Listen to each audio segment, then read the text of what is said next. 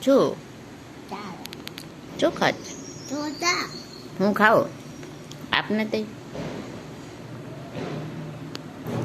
બધે ખાઈ ગયો તું દાડમ ખાધું બીજું શું ખાધું બીજું શું ઓલા વાટકામાં સિંગ તારું મોઢું તો જો દાડમ મારું આખું ભરાઈ ગયું તું મંદિરે ગયો તો ચાંદલો ત્યાંથી કરી આવ્યો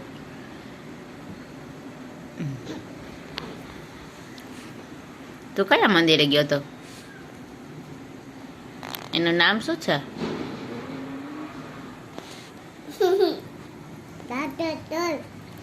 લાખેશ્વર